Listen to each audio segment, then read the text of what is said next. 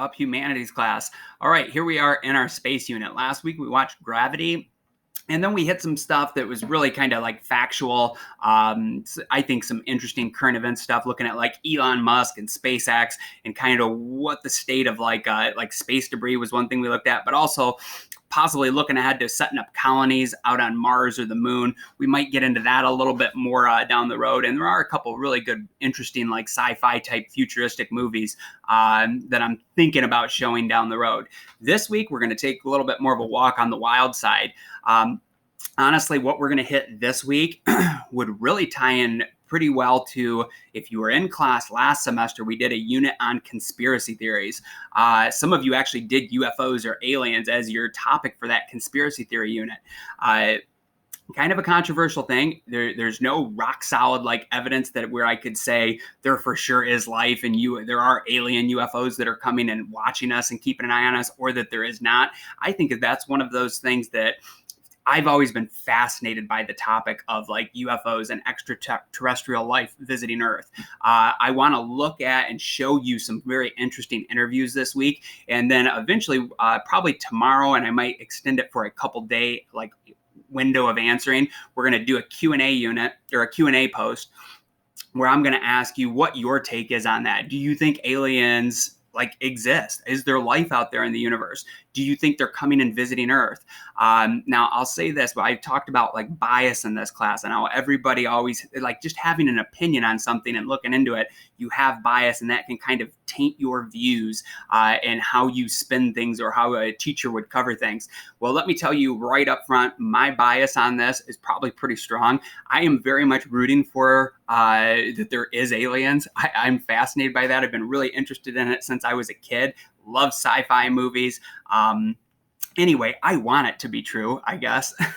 I hope they're not evil or like, looking to conquer Earth or anything like that, because sometimes you see some scary sci-fi on that note. But I hope it is true. And I think to talk on this really quickly here, you look at like our galaxy, the Milky Way. There are billions of stars in the Milky Way galaxy. And then we now know that there are billions of galaxies out there in the universe. Each of those galaxies has billions of stars. So you start getting like literally astronomical numbers of how many possible suns are there out there that would have planets like Earth that could sustain life.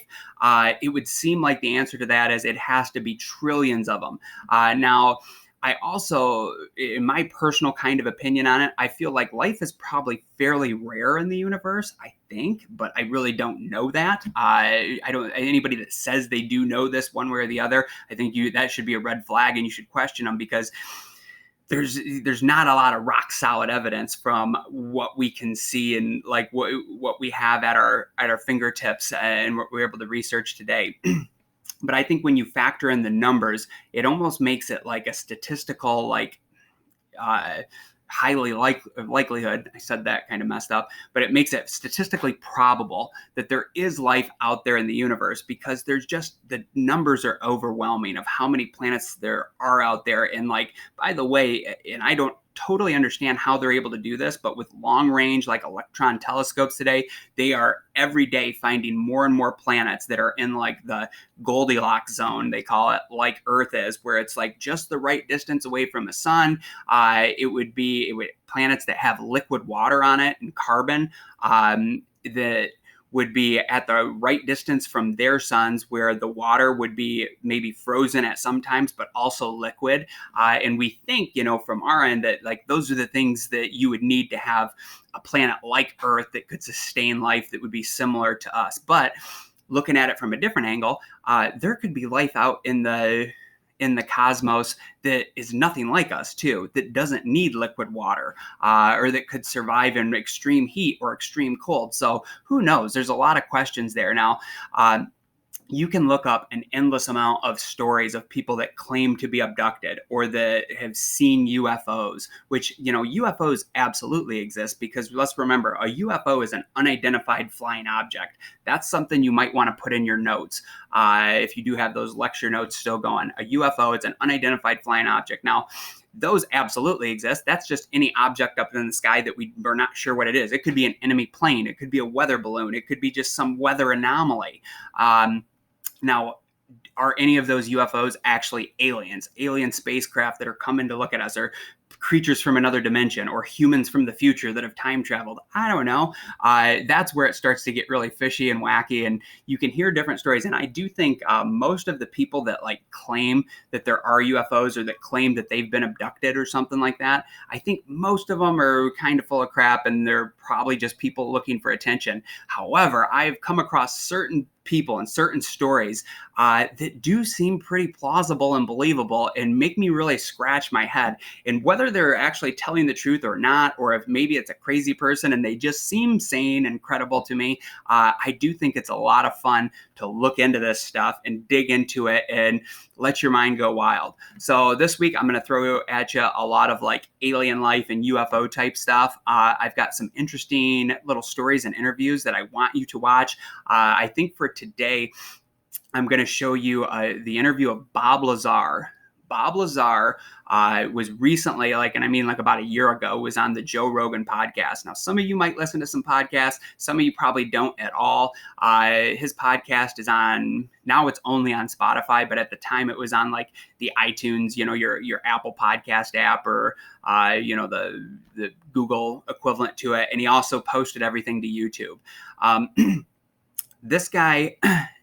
he's kind of interesting because he seems very credible to me and legit. Now, I've also heard a lot of people say that this guy, Bob Lazar, is a total quack and a kook. I'll let you be the judge of that. You make up your own mind after listening to him a little bit. But with things that are for sure, he's a very smart guy. He is a scientist, and he for sure did work for the government, and he was stationed at the Area 51 base, which I forget the name of that base, but there is a base that's out at Area 51 where supposedly back in the 1950s, a flying saucer crashed there, and the government found that technology and they took it to this air base and they were trying to figure it out. Now, he claims to be one of the Air Force scientists that worked very closely on that, and he describes this flying saucer and some of the technology that they found aboard that spacecraft that they shouldn't even exist yet. They didn't understand it. I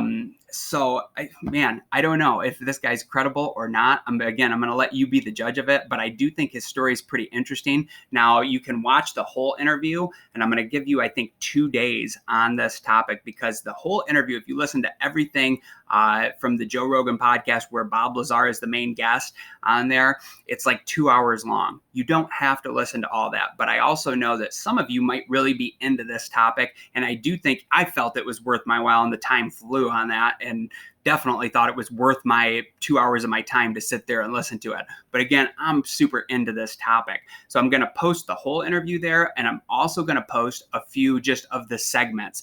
At the very least, I want you to listen to a couple of the segments of Bob Lazar talking and telling his story.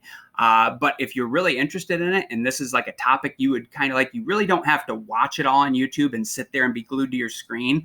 You can find this very, very easily on the internet, or you can just listen to the one that I'm posting here. You could be sitting there doing other work and just have the audio playing, because really, mostly you just need to kind of listen to the interview and listen to it play out. There'd be a couple times you might want to tune in and see what they're showing or displaying on the screen. You might want to actually see what this guy looks like. But again, you really could just sit and kind of listen to the whole thing while you're doing other work or multitasking. So hopefully a lot of you like it. I hope some of you listen to the whole interview. And again, if you're not super into this topic, at least listen to a couple of the segments I'll post. So there's going to be several videos attached to this post too that are YouTube clips. You can either listen to the whole interview, or you can skip through it and just listen to chunks of it and kind of fast forward, or you can have the option of just listening to the highlighted segments that I put up there. So hopefully you enjoy it. I'm interested to hear some of your feedback. And then he is definitely not the only story I'm going to highlight this week. There's a few other ones, and some that I think are even a little bit more credible, that talk about UFOs and aliens visiting us and unexplained phenomenon. So anyway, kick back. I hope you fire up the conspiracy theory part of your brain, and I hope you enjoy the UFO section of our space unit this week.